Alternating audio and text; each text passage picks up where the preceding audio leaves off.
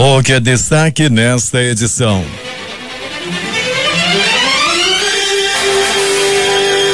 Traficantes fecham ruas e impedem agentes de continuarem vacinação contra sarampo na Zona Norte. Tribunal Regional Eleitoral inaugura Centro de Operações da Comissão de Propaganda Irregular. Justiça Federal determina a retirada de nomes de pessoas vivas de bens públicos em Manaus. Alerta na saúde. Brasil confirma 677 casos de sarampo em 6 estados. Amazonas e Roraima enfrentam surto da doença. TSE rejeita pedido para declarar Lula inelegível. Imediatamente o STJ nega novo habeas corpus para o ex-presidente. Javali selvagem da Tailândia visita um templo para agradecer recuperação. Grupo homenageou mergulhador que morreu durante a operação de resgate. Delegado acusado de matar advogado no Porão do Alemão volta a alegar legítima defesa. Criança de 7 anos é baleada na cabeça durante a execução de homem no Lírio do Vale. Homem que era monitorado por tornozeleira eletrônica é morto com 15 tiros dentro de casa no Tancredo Neves. É o Jornal da Manhã que está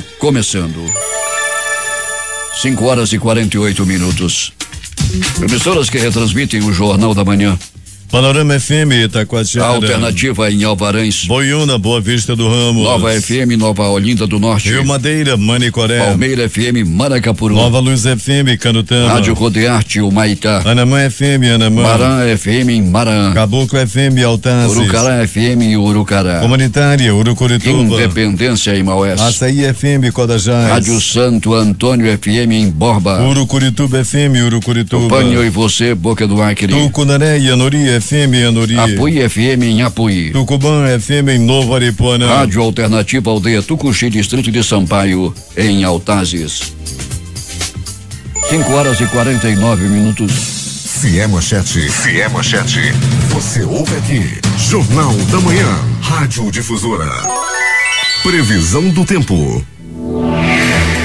Manaus pode ter 14 milímetros de chuva, prevê o Climatempo, e diz que essa probabilidade é de 60%. A temperatura aqui é de 25 graus aqui no sítio histórico da cidade, terá máxima de 32 graus Celsius. A umidade do ar é de 89%. Os ventos estão calmos, com 4 km/h de velocidade. É quinta-feira, 19 de julho. Chegamos aos 200 dias do ano. Faltam 165 para terminar 2018. É dia de Santo Arsênio. A data também marca o Dia da Caridade, o Dia Nacional do Futebol, o Dia da Junta Comercial, o Dia dos Povos Oprimidos e o Dia Nacional do Compromisso com a Criança, o Adolescente e a Educação. Na Roma Antiga era o dia da celebração das bodas de Vênus e Adonis. O Rio Negro está em processo de vazante. Na leitura de ontem no Porto de Manaus, mais 1 centímetro. Seu nível em relação ao mar estava em 28 metros e 18 centímetros. Para quem vai viajar, são normais operações de pousos e decolagens no Aeroporto Internacional Eduardo Gomes. O que aconteceu nesta data? Registros da história. 1799, as tropas de Napoleão Bonaparte encontram a famosa Pedra de Roseta, que servirá de chave para a decifração dos hieróglifos egípcios. Em 1900, o metrô de Paris é inaugurado e aqui no Brasil era fundado o primeiro time de futebol, o Esporte Clube Rio Grande, no Rio Grande do Sul. 1943, Segunda Guerra Mundial, Roma é bombardeada pela primeira vez pelos aliados. Morrem 617 pessoas. A Basílica de São Lourenço é danificada. O Papa Pio XII deixa o Vaticano e visita as vítimas. 1989, um Douglas DC-10, voo 232 da United Airlines, tem um acidente durante a aterragem em Sioux City, em Iowa, vitimando 112 pessoas, mas devido aos esforços do piloto e da sua equipe, salvam-se 184 passageiros. 5:51 em Manaus, sejam bem-vindos ao Jornal da Manhã. Bom dia, Eduardo. Bom dia, Paulo. Bom dia, ouvintes. Aqui estão as notícias. Artistas, agentes culturais, empresários e sociedade civil em geral que queiram tirar dúvidas ou saber detalhes sobre as formas de capacitação e captação de recursos para incentivo a projetos artístico-culturais por meio da Lei Municipal de Incentivo à Cultura, Lei número 2213/17, poderão participar da reunião aberta ao público hoje, a partir das 9 horas, no Lei Artistas Café Teatro, no centro de Manaus. O evento é promovido pelo Conselho Municipal de Cultura. Já vamos às ruas da cidade, onde está o repórter Alberto Pellegrini, que traz as primeiras informações. Bom dia, Pellegrini. Bom dia Paulo Guerra, bom dia Eduardo Silva, bom dia você ouvinte do Jornal da Manhã. Peregrino, o trânsito como é que está nesse instante em nossas principais ruas e avenidas? Tranquilo, Paulo, para o horário apresentando o trânsito tranquilo, a não ser na Avenida Grande Circular, a famosa Altar de Mirim, que tem a movimentação muito intensa nesse momento. Fora isso, tudo tranquilo. O transporte coletivo da cidade funciona sem a normalidade, Peregrini? Saída das garagens também, Paulo Guerra, dentro da normalidade, sem maiores alterações, apesar dos rodoviários, né, dos trabalhadores, principalmente da Global, ainda estarem reclamando muito a falta do pagamento do ticket. Alberto Peregrini, a movimentação nos prontos-socorros da cidade durante esta noite que passou e madrugada de hoje. Tivemos uma movimentação, Paulo, no pronto-socorro Platão Araújo e também no pronto-socorro João Lúcio, faltando colher ainda informações de 28 de agosto. Movimentação tranquila. Quando nós temos aí, Paulo, uma noite com tempo nublado, nesse momento temos pista molhada na zona leste da cidade e começa a chover também em algumas partes da zona norte e leste, tempo muito nublado, Paulo Guerra, e com isso, quando fica assim, fica friozinho, tem chuva, a movimentação no pronto-socorro diminui um pouco. Peregrino, chama a atenção uma criança de 7 anos que foi baleada na cabeça durante a execução de homem no Lírio do Vale. Ela está internada em estado grave. Qual é o estado dela de saúde nesse instante, Peregrino? Pois é, Paulo, nós já temos as informações de que ela foi levada primeiramente ao hospital da criança, onde ficava mais perto do local onde ela foi baleada, posteriormente transferida para o pronto-socorro Joãozinho, onde está internada até o presente momento. Não foi passado nenhum boletim, nenhuma informação, mas a gente conversando já com conhecidos daqui e de lá, nós temos a informação de que essa criança está em estado grave no pronto-socorro Joãozinho. Esse homem foi executado e como é que essa criança foi baleada, Peregrini? Pois é, Paulo, ela passava pela rua. As informações que nós temos é que esse homem, ele foi abordado, já havia um carro preto parado na rua à espera dele. Ele, quando foi abordado por homens que desceram desse carro, começou a correr. E os bandidos que estavam dentro do carro atiraram nesse homem. E um desses tiros pegou na criança que estava indo na casa da avó pegar sopa. Pois é, que fatalidade, né, Peregrini? Essa criança em estado grave, tiro na cabeça, vamos esperar que ela se recupere. Vamos esperar, Paulo, é um desespero lá na rua onde ela morava. Pois é. A bandidagem, são os bandidos ocupando carros em Manaus, uma verdadeira matança nos últimos 5 dias na cidade, não é, Peregrini?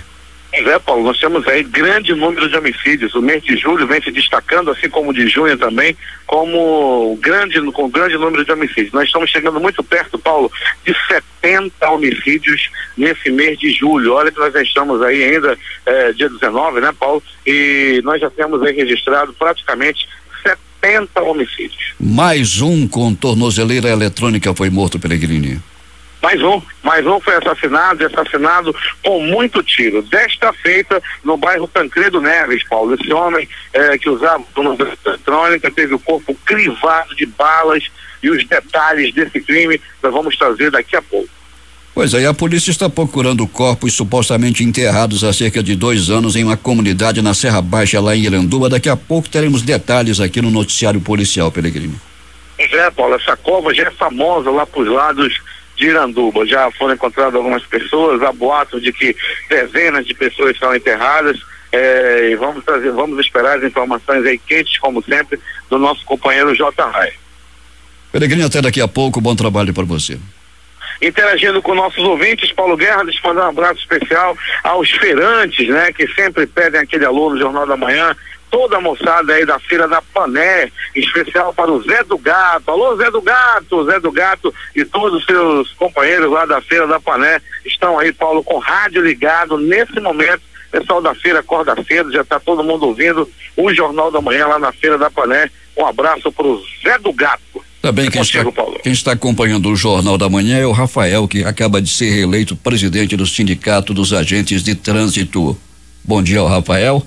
E o o Demi, que está lá em Fortaleza também acompanhando o jornal. Bom dia a todos os ouvintes da distância que estão nos acompanhando nesse instante com as notícias aqui da cidade, as notícias do Brasil e do mundo. As equipes de fiscalização do Programa Estadual de Proteção e Orientação ao Consumidor PROCON autuaram na manhã de ontem uma agência do Banco Itaú no centro de Manaus por descumprimento da Lei Estadual número 139/2013, conhecida como Lei das Filas. Segundo os fiscais, a espera pelo atendimento nos caixas ultrapassava os 15 minutos estipulados em lei. Quem retransmite o Jornal da Manhã, Web Rádio Circuito FM em Altazes. Voz Seis Irmãos, Porto de São Raimundo. Alternativa da Assembleia de Deus, Distrito de Sampaio, Altazes. Voz Ariaú. Voz Cabocla, Vila Rica de Caviana. Beruri, Josivan em Beruri. Show dos Bairros, Altazes. Voz Web Rádio em Maués. Voz da Esperança em Acajatuba. Comunitária da Colônia Antônio Aleixo. Portão em Amundá.web Rádio. Comunitária Nossa Senhora do Carmo, na Vila do Jacaré. Voz Amiga, Lago do Limão. Cultura no repartimento do Tuiué. Big Boy em Iranduba. Comunitária Anhanguera, na Foz do Canumão, Distrito de Borba, e Voz da Liberdade em Boa Vista do Ramos. 5h57 em Manaus, que tem tempo instável, a temperatura de 25 graus. Para aumentar a conscientização da sociedade sobre a importância do aleitamento materno para a saúde das crianças e das mães, a Prefeitura está preparando ações com o tema Aleitamento Materno é a Base da Vida, durante a Semana Mundial de Aleitamento Materno, entre os dias 1º e 8 de agosto e dentro da programação do Agosto Dourado. Segundo a chefe do Núcleo de Saúde da Criança e Adolescente da Ciência Enfermeira Ivone Amazonas Ebolnik, é essencial promover o envolvimento do maior número possível de instituições na promoção do aleitamento materno, já que é responsabilidade de toda a sociedade garantir o crescimento, desenvolvimento e a sobrevivência das crianças. Esse ano nós temos um tema bem abrangente, que é aleitamento materno. É a base da vida, da sobrevida dessa criança, né? O leite materno, ele contém toda a alimentação completa até os 6 meses e complementada até os 2 anos ou mais. Então, assim, esse ano nós vamos estar trabalhando justamente com a sociedade civil em peso, né? Envolvendo as instituições, as nossas unidades de saúde, as maternidades, bancos de leite, postos de coleta. Nós vamos estar trabalhando com as universidades, também trabalhando conosco, os grupos de mães do município de Manaus estarão conosco, e a nossa programação ela está bem rica. No dia 1º de agosto estaremos com a abertura oficial do município de Manaus, falando da importância que tem o aleitamento materno, né, para a vida dessa criança, que é uma das estratégias prioritárias para reduzir mortalidade infantil, uma vez que essa mortalidade vem aumentando no Brasil como um todo, mas no município de Manaus nós estamos com uma boa redução, e o aleitamento materno é uma grande estratégia que mais reduz mortalidade infantil.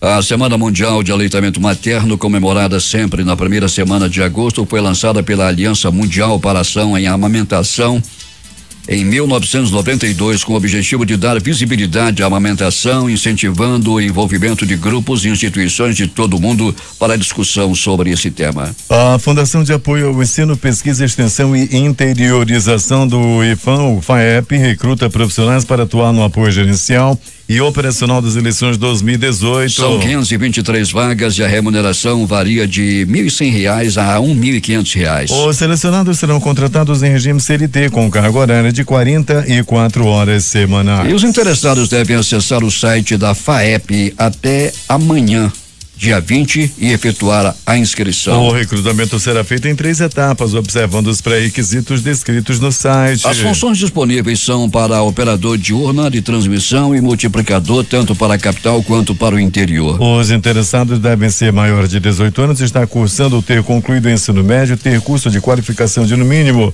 40 horas ou experiência comprovada em carteira de trabalho na área de informática e residir no município para o qual está se candidatando. 6h03 em Manaus.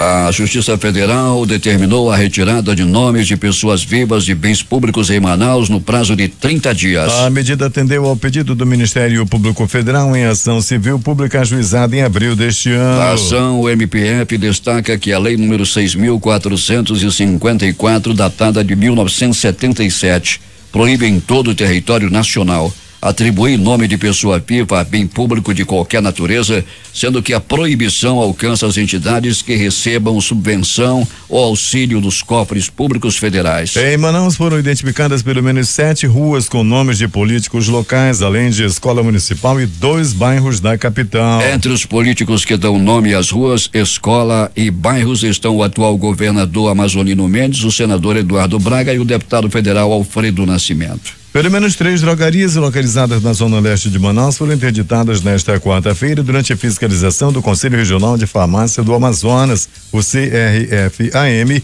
em parceria com a Vigilância Sanitária da Prefeitura de Manaus. A ação contou com o apoio da Polícia Militar e faz parte das medidas adotadas pelos 2 órgãos para coibir o comércio clandestino ou inadequado de medicamentos e produtos para a saúde. De acordo com a fiscal farmacêutica da Gerência de Produtos da Visa Manaus, Leonilde Caldas, as 3 drogarias funcionavam sem licença sanitária, sem registro no CRF e sem farmacêutico responsável e, além disso, em condições estruturais precárias e inadequadas ao armazenamento e venda de medicamentos. A fiscal relata que nas 3 unidades foram encontrados ainda indícios de aplicação de injeções como ampolas quebradas e caixas de remédios injetáveis abertas e descartadas. Esse tipo de serviço é proibido sem a existência de responsável técnico farmacêutico sem prévia autorização sanitária em ambiente impróprio. Realizamos uma ação junto com o Conselho Regional de Farmácia para verificar a clandestinidade de alguns estabelecimentos. Nós encontramos alguns estabelecimentos que estavam funcionando sem farmacêutico, sem licença sanitária e comercializando medicamentos de forma totalmente irregular. Falta de CNPJ, de licença, de farmacêutico, e toda drogaria é obrigatório ter um responsável técnico, comércio de antimicrobianos de forma irregular, o fracionamento de medicamentos. Os estabelecimentos inspecionados, 2 localizados no bairro São José e um no Coroado, foram mapeados previamente pelo CRFAM por suspeita de infração ao Código Sanitário do município e legislações nacionais relativas à vigilância sanitária e atividades farmacêuticas. Tribunal Regional Eleitoral inaugura Centro de Operações da Comissão de Propaganda Irregular. Quem tem os detalhes é Larissa Balheiro. O Tribunal Regional Eleitoral do Amazonas inaugurou o Centro de Operações da Comissão da Propaganda Irregular. O local vai abrigar as denúncias referentes ao pleito deste ano. A propaganda na rua só inicia no dia 16 de agosto. O centro vai contar com a coordenação das 3 juízas de propaganda, Andréa Medeiros, Rebeca de Mendonça e Ana Gali Bertazzo, que estarão atentas ao recebimento de denúncias da propaganda irregular. O presidente do TRE do Amazonas, desembargador João Simões, reforça que, apesar do centro atender somente Manaus, no interior haverá fiscalização rigorosa. Nós pretendemos, neste momento, atender a capital, porque em cada uma das zonas do interior nós temos 60 zonas em todo o estado do Amazonas, 13 na capital, portanto 47 no interior. As zonas também estão aparelhadas para, no interior, receberem as denúncias. Aquelas denúncias que tiverem conexão com a candidato, seja da capital, como as eleições são gerais, então, caso de deputado estadual, deputado federal, o que seja, nós estaremos coligados, compartilhando essas informações para o melhor proceder. A população será convocada para contribuir com as denúncias através de números, aplicativos e outros meios que possa facilitar o contato junto ao TRE. É o que explica a juíza coordenadora da propaganda, Rebeca de Mendonça. O TRE vai disponibilizar um telefone de WhatsApp para que o eleitor possa fazer as denúncias diretamente via WhatsApp, para facilitar, inclusive, essa denúncia, ele não ter que necessariamente se deslocar até aqui, mas também será disponibilizado um número de telefone convencional que também será criado pelo TRE e, alternativamente, como o desembargador falou, há o e-mail também do TRE Amazonas para essas denúncias. Mediante as denúncias, nós iremos verificar a veracidade das denúncias e, de maneira imediata, tomar providências, ou notificando a parte ou verificando em loco. Já a juíza Andréa Medeiros, que também faz parte da comissão, reforça o trabalho que será executado a partir do mês de agosto. O trabalho das juízas é de repreensão à propaganda eleitoral irregular. Quando nós falamos em denúncia, quando nós falamos sobre propaganda irregular. Então, assim, a resposta disso pode até ser imediata, porque de repente tem um outdoor na rua que está acima dos limites em que a lei diz. Então, quando a gente recebe isso, manda o pessoal da fiscalização que está conosco trabalhando e verificar, então é imediatamente removido. Para a juíza Ana Gali Bertazzo, a propaganda de rua tem ficado cada vez mais reduzida devido ao advento das redes sociais. Desde as últimas eleições, já desde 2014, nós temos visto pouca movimentação nas ruas. Então, aquela situação de estar fazendo uma propaganda irregular na rua, ela se limitou demais. Então, o que a gente observou, por exemplo, na eleição de 2012, foram recolhidas toneladas de lixo. Na eleição de 2014, foram recolhidos quilos de lixo. Então, a gente já já diminui muito a atuação dos candidatos na rua com essa questão de propaganda de rua. Este ano, o TRE do Amazonas criou o Comitê de Combate às Fake News, notícias falsas, que vai justamente combater a propaganda nas redes sociais. Eu sou Larissa Balieiro, para o Jornal da Manhã. 6:09 em Manaus. De janeiro a maio deste ano, os casos de invalidez permanente representaram 71% das indenizações pagas pelo seguro DPVAT, o seguro de danos pessoais causados por veículos automotores de via terrestre. Neste período foram registrados no Amazonas 1.747 pagamentos de indenizações por invalidez. Um crescimento de 34,47% em relação ao mesmo período do ano passado, quando foram catalogados 1.339. Seguindo os dados nacionais, a maior ocorrência de indenizações pagas foi para a vítima do sexo masculino, com 75%. Os dados são da seguradora líder responsável pela administração do DPVAT. As mais de 2.200 micro e pequenas empresas do estado que caíram na malha fina e tiveram acesso ao sistema simples bloqueado pela Receita Federal em janeiro podem retornar ao regime. A readmissão deixa dá uma sobrevida a uma modalidade empreendedora responsável por grande parte dos empregos de carteira assinada no estado. Ainda que comemorado, representantes do comércio pedem maior flexibilização do regime para o fortalecimento do setor. A volta dessas empresas, que representam mais da metade de empregos formais e 27% do PIB, o Produto Interno Bruto Nacional, é comemorada, mas segundo o presidente da Assembleia Geral da ACA, Associação Comercial do Amazonas, Ismael Bicharra Filho, o regime deve ser mais flexível para poder fortalecer as empresas naquilo que o mercado precisa. Agora 6:11 em Manaus. A campanha de combate às hepatites virais da Prefeitura vai ser realizada de sexta-feira, amanhã até o dia 28, e terá como foco a intensificação da oferta de testes rápidos, ações de educação em saúde e distribuição de preservativos e imunização sob a coordenação da Secretaria Municipal de Saúde. As hepatites virais são doenças causadas pelos vírus tipo A, B, C, D e E.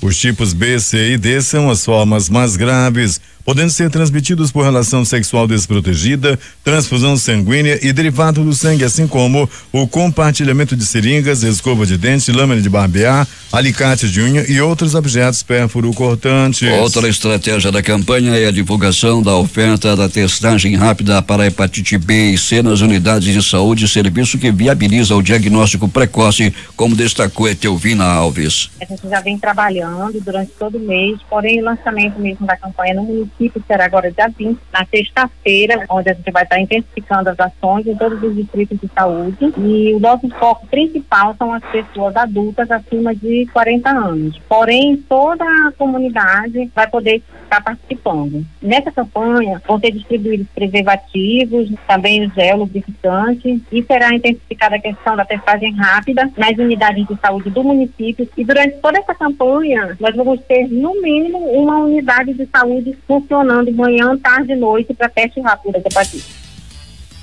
De acordo com os dados do Sistema de Notificação de Agravos, o SINAM, Manaus, no ano passado, registrou um total de 1.373 casos confirmados de hepatite, sendo 30 do tipo A, 375 do tipo B e 233 do tipo C.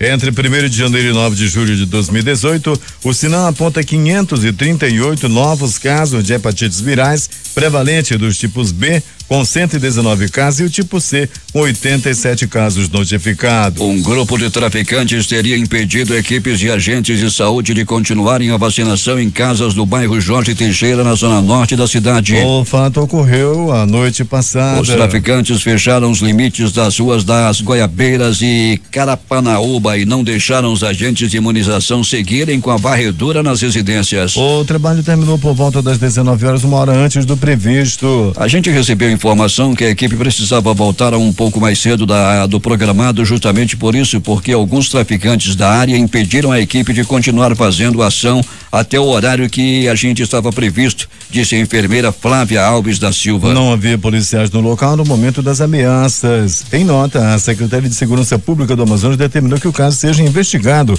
pela Polícia Civil. Investigação já tardia.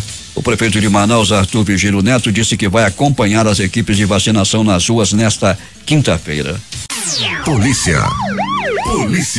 O delegado Gustavo Sotero, acusado de matar um advogado dentro do porão do Alemão em novembro de 2017, voltou a alegar legítima defesa. Sotero foi interrogado na terceira audiência de instrução nesta quarta-feira no Fórum Ministro Enoque Reis. Além do advogado morto, 3 pessoas foram baleadas. Gustavo Sotero é acusado da morte do advogado Wilson de Lima Justo Filho e de lesão corporal contra Fabiola Rodrigues Pinto de Oliveira, Maurício Carvalho Rocha e Yuri José Paiva Dácio de Souza. Ao deixar o fórum ontem, ele afirmou que foi violentamente agredido e que agiu para se defender. A defesa entrou com pedido de revogação da prisão e disse que vai solicitar a reconstituição do crime. O promotor do Ministério Público, Armando Gugel, informou que o pedido ainda vai ser analisado. Nesta quarta-feira seriam ouvidas 4 testemunhas de defesa, 3 delegados da Polícia Civil do Amazonas e uma escrivã, mas as oitivas acabaram sendo dispensadas pelos advogados de defesa. Sotero foi ouvido por mais de 2 horas e respondeu primeiramente às perguntas feitas pelo juiz Celso Souza de Paula. Em seguida, respondeu aos questionamentos feitos pelo representante do Ministério Público. Polícia procura corpos supostamente enterrados há cerca de 2 anos na comunidade Serra Baixa, em Iranduba. Quem tem os detalhes é J. Rai. A titular do 31º Distrito Integrado de Polícia, delegada Silvia Laureana Chaves, revelou na manhã de ontem que 2 pessoas assassinadas há pelo menos 2 anos podem estar enterradas na região da Serra Baixa, comunidade da zona rural de Iranduba. Uma fonte que teria informações detalhadas sobre o caso foi quem relatou a ocorrência à polícia. A delegada informou que uma equipe de investigadores foi ao local no dia de ontem, mas não obteve êxito. Hoje nós contamos com o apoio do Canil, da Polícia Militar, para tentar localizar 2 corpos de homicídios antigos que ocorreram aqui no município, eu acho que em 2016, se eu não me engano, o ano, e provavelmente tem 2 corpos lá. Para a delegada Silvia Laureana, as múltiplas opções de acesso dentro de Iranduba favorecem a ocorrência de crimes. Iranduba são 50 quilômetros só em linha reta, fora os ramais e as vicinais e fora a parte das águas, dos furos, dos lagos. Então é uma área muito grande. Muitas pessoas de má índole vêm de Manaus para instalar o crime, para se organizar e muitas vezes para se esconder aqui dos crimes cometidos em outros lugares. A delegada também falou sobre as investigações em torno do assassinato de Calife Oliveira dos Santos, ocorrido no início da noite da última terça-feira na comunidade Ouro Verde, na área de expansão urbana do município. Calife era filho de um ex-policial civil. Eles, antes de virem atravessar a ponte, eles pararam na Ilha Gelada, ainda em Manaus. E essas pessoas provavelmente o conheciam, porque conversaram, e ele veio no mesmo carro com essas pessoas. Mas aqui, na entrada desse ramal, eles executaram a vítima e uma testemunha, que é essa testemunha que falou algumas informações, ela conseguiu fugir. O que nós sabemos que há envolvimento com o tráfico de drogas, que infelizmente é o que tem sido a maior causa do aumento de homicídios aqui no município. Para o Jornal da Manhã, J. Rai. Agora 6h20 em Manaus. Alberto Pellegrini traz as últimas notícias da noite madrugada. Muito bem, Paulo Guerra e ouvintes do Jornal da Manhã. Então vamos começando com notícias do pronto-socorro Platão Araújo. Noite madrugada considerada tranquila no Platão Araújo. No Platão Araújo, uma pessoa deu entrada vítima de agressão física. 2 homens que brigaram em um bar à noite de ontem. Um deles acabou dando uma cadeirada na cabeça do outro, que deu entrada no pronto-socorro Platão Araújo por volta de 21h30. Também no Platão Araújo, uma pessoa também vítima de agressão física, acabou apanhando muito na área do bairro Zumbi dos Palmares. Foi muita peia e terminou com uma paulada, e esse homem deu entrada com a cabeça rachada no pronto-socorro Platão Araújo. No pronto-socorro João Lúcio, no Gigante da Zona Leste da cidade, uma pessoa deu entrada vítima de arma de fogo, acabou levando tiro pelo corpo. Um outro homem deu entrada vítima de agressão física. E no bairro Jorge Teixeira, um homem deu entrada, aliás, vindo do Jorge Teixeira, ele deu entrada no pronto-socorro João Lúcio, vítima de uma facada na barriga. Ele deu entrada por volta de 21h42. Era a noite de ontem. Agora As notícias do Instituto Médico Legal. Saiba agora quem foi para a pedra nas últimas 24 horas. E atenção!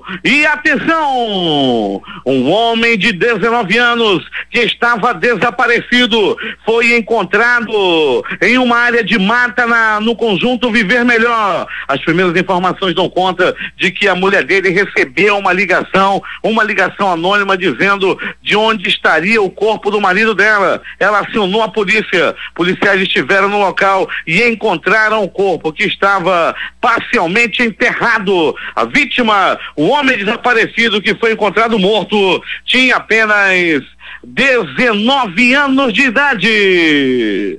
Usando tornozeleira eletrônica, um homem foi barbaramente assassinado no bairro Tancredo Neves. Era por volta de 21 horas, quando tudo parecia tranquilo no bairro Tancredo Neves, até que esse homem que estava passeando pela rua, ele ainda não foi identificado, mas ele andava tranquilamente pela rua, ele passeava, ele arrastava o chinelo, ele não sabia, mas estava prestes a morrer. De repente ele foi abordado por desconhecidos que atiraram, que dispararam 1, 2, 3, 6, 10 balaços no corpo da vítima, que não resistiu aos ferimentos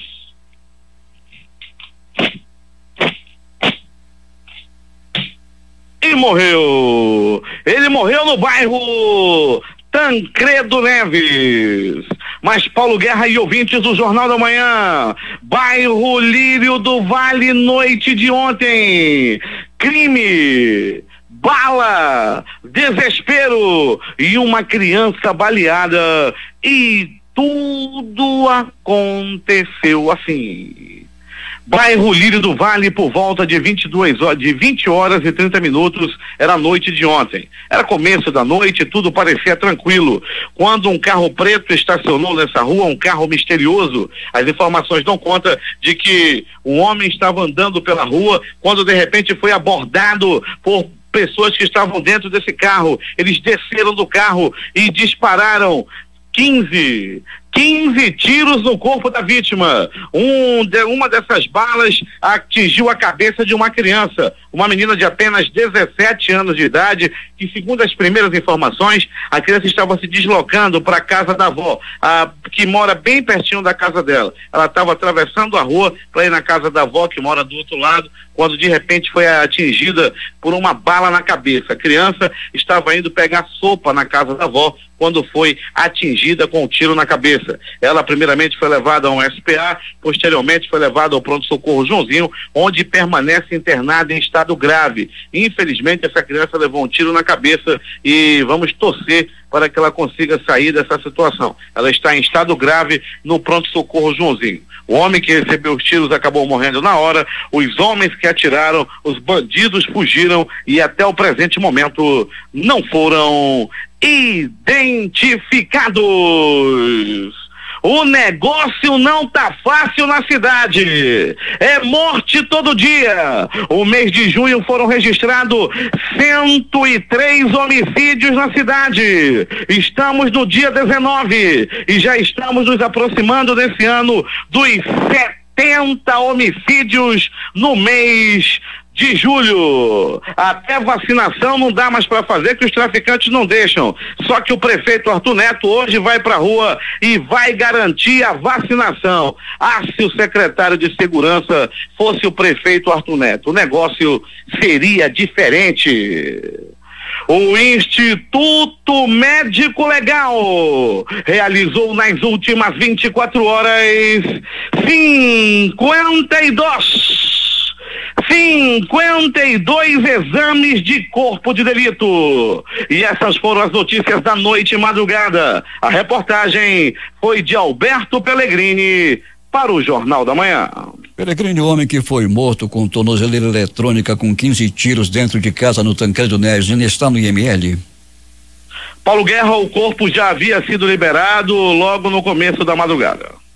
Tá bom, Pellegrini, e só para reforçar que essa garota que sofreu, que foi baleada ontem à noite, o Márcio Rebelo dos Santos, conhecido como Pitbull, ele que foi assassinado a tiros, e essa criança foi atingida, como disse ainda há pouco o Alberto Pellegrini. E Paulo, as informações dão conta de que o Pitbull tinha relação com o tráfico de droga. Pois é, claro, só podia ter. E como o Pellegrini disse, a criança foi levada para o Joãozinho e primeiro para o Hospital da Criança, não é, Pellegrini? E posteriormente para o pronto-socorro Joãozinho, Paulo. Uma avaliação vai ser feita a partir das 8 horas da manhã, quando chega o novo médico de plantão, que vai fazer uma avaliação e posteriormente, com certeza, dará aí um boletim do estado de saúde para a imprensa. Loteria. Aqui no concurso 4.727 acumulou. A quadra saiu para 93 apostas, cada uma leva R$4.622,53. As dezenas sorteadas foram estas: 10, 14, 23, 29 e 75. Repetindo, 10, 14, 23, 29 e 75. A Loto Fácil no concurso 1690 saiu para 5 apostadores e cada um recebe R$319.362,55. Eles são de Goiânia, de Cuiabá, de Curitiba, de Penápolis, São Paulo e da capital, São Paulo. Com 14 acertos, foram 751 apostas ganhadoras, com premiação individual de R$934 e mais 61 centavos. A Loto Fácil sorteou no concurso 1690 as dezenas 01, 02, 04, 05, 07, 08, 10, 13, 15, 16, 19, 20, 22, 23 e 25. A Mega Sena acumulou no concurso 2060 e a estimativa de prêmio para o próximo concurso no dia 21 é de R$62 milhões. A Quina teve 186 apostas ganhadoras com premiação de R$19.455,08. A quadra saiu para 8.570 apostadores e cada um vai levar R$603,20. Vamos às dezenas sorteadas da Mega Sena: 08, 09, 11, 25, 39, 41, 08, 09, 11, 25, 39 e 41. 6 horas e 33 minutos em Manaus. Esportes. A Mercedes-Benz anunciou a renovação de contrato de Lewis Hamilton. O piloto britânico seguirá com a escuderia alemã para as temporadas de 2019 e 2020 na Fórmula 1. O São Paulo conquistou uma importante vitória durante a noite desta quarta-feira no Maracanã. Em duelo entre dois postulantes ao título do Campeonato Brasileiro, o tricolor não se intimidou diante do líder Flamengo e venceu pelo placar de 1-0 com gol de Everton, que fez valer a lei do ex. Paulo Guerreiro, liberado pela Corte Arbitral do Esporte, o Cássio teve atuação apagada e foi adulado pela marcação do tricolor. Bem que o juiz tentou ajudar dando 6 minutos de prorrogação. Com o resultado, São Paulo chegou aos 26 pontos e deixou a terceira posição para assumir a vice-liderança do Brasileirão. O Flamengo, por sua vez, segue no primeiro lugar com 27 pontos, mas viu o clube do Morumbi se aproximar perigosamente. Pela 14ª rodada do Campeonato Brasileiro, ambos os times têm clássicos estaduais pela frente. O São Paulo recebe o arquirrival Corinthians no próximo sábado às 20 horas no horário de Brasília, no Morumbi. No mesmo dia, mais às 19 horas, o Flamengo vai jogar contra o Botafogo no Maracanã. Os outros jogos de ontem pelo Brasileirão: Grêmio 2, Atlético Mineiro 0, Corinthians 2, Botafogo 0, Vitória 1, Paraná 0, Ceará 1, Esporte Clube Recife 0, Copa Sul-Americana, Sol de América 0, Nacional do Uruguai também 0, Deportivo Cali 4, Bolívar 0, Defensa e Justiça 2, Nacional do Equador 0. E hoje tem mais bola rolando. Às 19h30 no Campeonato Brasileiro vão jogar Cruzeiro e América Mineiro. E ainda Chapecoense e Bahia. Mais tarde às 20 horas, Vasco e Fluminense. Santos e Palmeiras. 21 horas, Atlético do Paraná e Internacional. Às 19h30 pela Copa Sul-Americana jogam Deportivo Cuenca e Jorge Wilstermann.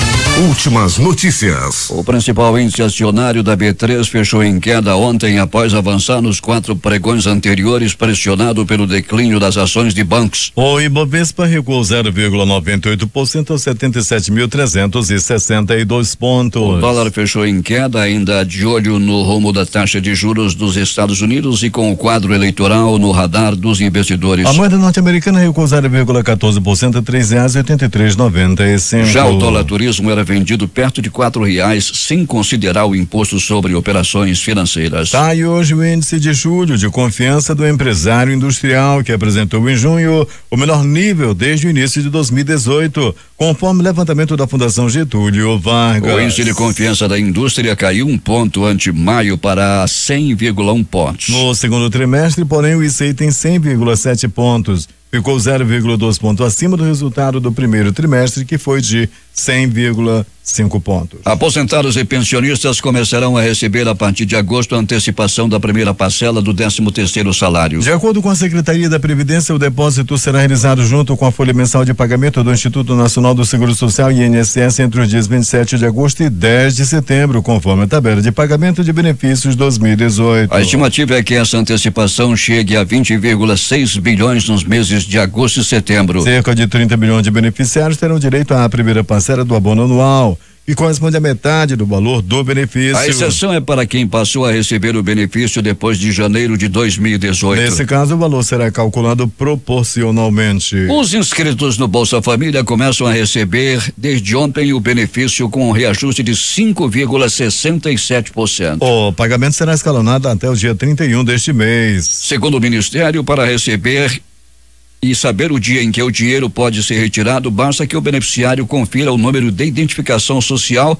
impresso no cartão. Quem tem um cartão com final 1 pode sacar no primeiro dia do pagamento, os com final 2 no dia seguinte e assim por diante. Os recursos ficam disponíveis para saque por um período de 3 meses. O benefício é destinado às famílias inscritas no cadastro único e com renda mensal per capita de até R$89, além daquelas com renda mensal por pessoa de até R$178 que tenham entre seus integrantes gestantes, crianças ou adolescentes. Ao se inscreverem no programa, as famílias assumem compromissos nas áreas de educação e saúde, que são conhecidas como condicionalidades. Agora 6h41. O Banco Nacional de Desenvolvimento Econômico e Social, BNDES, informou ontem que adiou de 26 de julho para 30 de agosto o leilão de 4 distribuidoras de energia controladas pela Eletrobras. O adiantamento publicado no Diário Oficial da União é referente às distribuidoras Boa Vista Energia, Amazonas Distribuidora de Energia, Companhia de Eletricidade do Acre e Centrais Elétricas de Rondônia. O ministro da Secretaria-Geral da Presidência, Ronaldo Fonseca, informou por meio de nota ontem que o governo federal editará uma medida provisória para criar um fundo de desenvolvimento ferroviário nacional. Segundo a nota, o dinheiro do fundo será usado a princípio para viabilizar a obra do trecho da Ferrovia Norte-Sul entre o Pará e o Maranhão. O fundo proporcionará a ligação ferroviária do porto de Vila do Conde, em Barcarena, no Pará, com a Ferrovia Norte-Sul, em Açailândia, no Maranhão, haja vista a oportunidade estratégica de escoar a produção nacional para o Oceano Pacífico pela proximidade com o Canal do Panamá, diz trecho da nota. O governo federal fixou em 1,097 bilhão de reais o lance mínimo para a concessão do trecho da ferrovia, que terá 1.537 quilômetros. A polícia do Paraguai prendeu na tarde de ontem em Assunção Eduardo Aparecido de Almeida, um dos chefes do PCC, facção que atua dentro e fora dos presídios. Também conhecido como Pisca, Eduardo estava em sua casa em Assunção, na capital do Paraguai, onde vivia com nome falso. A prisão foi uma operação conjunta da Secretaria Nacional Antidrogas e do Ministério Público Paraguaio. Segundo a Procuradoria-Geral da República do Paraguai, Pisca era o número 2 da facção no país e estava ali para coordenar o tráfico entre o Paraguai e a Bolívia. A jornalista Cláudia Cruz, esposa do ex-presidente da Câmara, Eduardo Cunha, foi condenado a 2 anos e 6 meses de reclusão com início da pena em regime aberto após julgamento de apelação pelo Tribunal Regional Federal da 4ª Região em Porto Alegre durante sessão ontem. Ainda cabe recurso e Cláudia não deverá ser presa. Os desembargadores decidiram condenar Cláudia pelo crime de manutenção de depósitos não declarados no exterior. Assim, ela segue absolvida por lavagem de dinheiro. A pena estipulada em segunda instância pode ser convertida em serviços comunitários, o que seria decidido pela Vara de Execuções Criminais de Curitiba. Os desembargadores também decidiram acolher um pedido da defesa da jornalista para que fosse liberado o confisco de 176,6 mil francos suíços de uma conta bancária. Cláudia havia sido inocentada no julgamento de primeira instância em um dos processos que apurou irregularidades em um contrato da Petrobras para exploração de petróleo em Benin, na África. O Ministério da Saúde atualizou o número de casos de sarampo no Brasil. Foram 677 casos até ontem em 6 estados: Amazonas, Roraima, Rondônia, São Paulo, Rio e Rio Grande do Sul. O número de casos em investigação assusta, chegou a 2.724. Atualmente o Brasil enfrenta 2 surtos da doença em Roraima e aqui no Amazonas. Segundo governos, eles estão relacionados à importação de casos de outros países. Isso ficou comprovado pelo genótipo do vírus, o D8, que foi identificado, que é o mesmo que circula na Venezuela, afirma o Ministério. A ministra Rosa Weber, presidente eleita do Tribunal Superior Eleitoral, rejeitou ontem um pedido para que o ex-presidente Luiz Inácio Lula da Silva fosse declarado inelegível antes mesmo de a candidatura dele ser registrada. O pedido foi apresentado por integrante do Movimento Brasil Livre na semana passada. Ao analisar o caso, a ministra entendeu que os integrantes do MBL não têm legitimidade para apresentar esse tipo de pedido e por isso decidiu que sequer analisaria o caso. Em parecer enviado ao Supremo Tribunal Federal nesta quarta-feira, o Procurador-Geral da República em exercício, Luciano Maris Maia, defendeu a execução da pena após condenação em segunda instância. A manifestação foi dada na ação direta de constitucionalidade 54, ajuizada pelo Partido Comunista do Brasil, PCdoB. A ação tem por objetivo declarar a constitucionalidade do artigo 283 do Código de Processo Penal, que prevê que ninguém poderá ser preso senão em flagrante delito ou em decorrência de sentença condenatória transitada em julgado. De acordo com nota da Secretaria de Comunicação Social da Procuradoria-Geral da República, Maia sustenta que a tese defendida pelo partido confunde 2 garantias constitucionais distintas. O princípio da presunção de inocência e a garantia da liberdade e proibição da prisão arbitrária. Segundo Maia, a Constituição não assegura o direito a não ser preso, mas o direito a não ser preso arbitrariamente. O governador da Bahia, Rui Costa, afirmou ontem que se o ex-presidente Luiz Inácio Lula da Silva, condenado e preso pela Lava Jato, não puder ser candidato ao Palácio do Planalto nas eleições deste ano, o PT deve apoiar o nome de outro partido. Costa afirmou que a aproximação de Ciro Gomes do PDT com o chamado Centrão dificulta uma aliança com ele,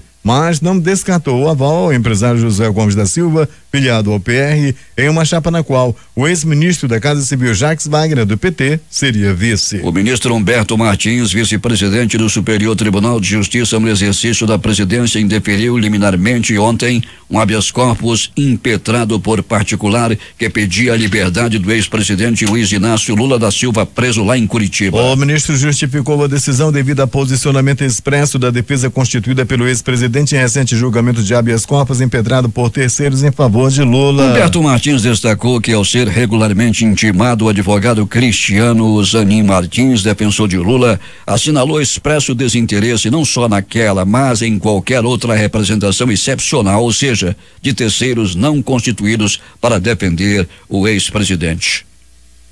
O governo Trump deve apresentar hoje um novo balanço detalhado sobre as crianças imigrantes que foram separadas dos pais uma semana antes do fim do prazo para concluir a união dessas famílias. Na semana passada, 57 das 103 crianças com menos de 5 anos separadas voltaram para seus responsáveis. Rebeldes do sul da Síria alcançaram um acordo com a Rússia, aliado de Damasco, para uma rendição negociada em uma zona próxima à parte de Golã, anexada por Israel, informou hoje o Observatório Sírio de Direitos Humanos.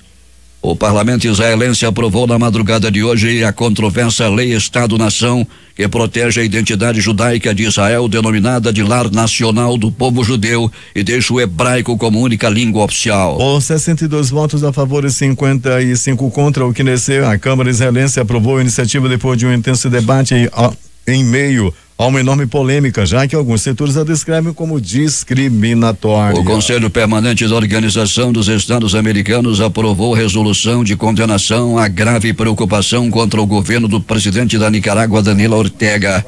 Há 3 meses o país vive um clima de guerra. Mais de 350 pessoas foram mortas. A OEA é formada por 34 países. A resolução foi aprovada por 21 votos a favor, 3 contra, 7 abstenções e 3 ausentes. O documento não responsabiliza o presidente da República, mas exige a busca pela paz, o fim da repressão e abusos, da ação dos grupos paramilitares e da hostilidade contra religiosos e organizações civis. 6h49.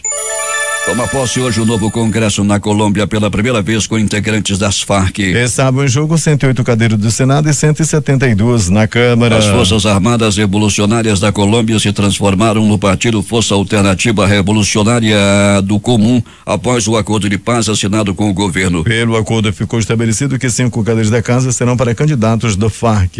O Ministério da Defesa da Rússia anunciou nesta quinta-feira o início da produção em série do míssil hipersônico Avangard, capaz de contornar, segundo seus criadores, qualquer sistema de defesa antimíssil. A ogiva com a qual o novo míssil está equipada pode, ao contrário das tradicionais que seguem uma trajetória balística, manobrar em altas velocidades as camadas superiores da atmosfera. Os 12 adolescentes e o treinador do time de futebol Javalis Selvagens, que ficaram mais de 2 semanas presos em uma caverna no norte da Tailândia, participaram hoje de uma cerimônia de ação de graças após passarem a primeira noite em casa depois de deixarem o hospital. Os meninos estiveram no início da manhã, no horário local, no templo Wat Patat Doival, em Mae Sai, na província de Shanghai, onde vivem a maioria deles acompanhados de familiares, segundo mostraram as televisões locais. Todos eles realizaram um ritual destinado a garantir uma vida longa e próspera e, de acordo com a tradição budista, homenagear o mergulhador tailandês Samankunan, que morreu durante as operações de resgate. 6h50.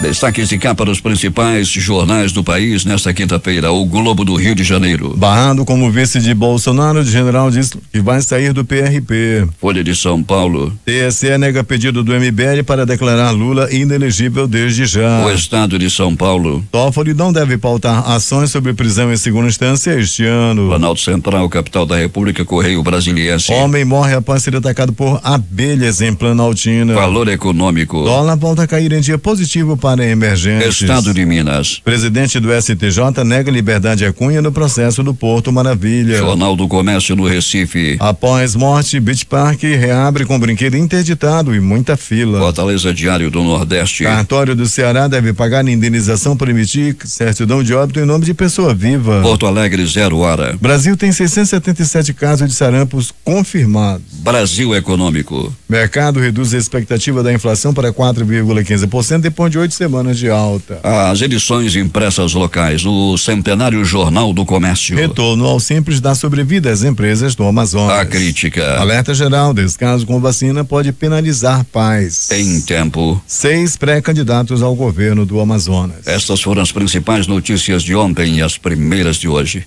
Termina aqui o Jornal da Manhã. Participaram desta edição reportagens Larissa Balheiro, J. Rai e Alberto Pellegrini. Operação de áudio Itamar Jardina e Hamilton Cabral. A apresentação Eduardo Silva e Paulo Guerra. Próxima edição amanhã às 5h45.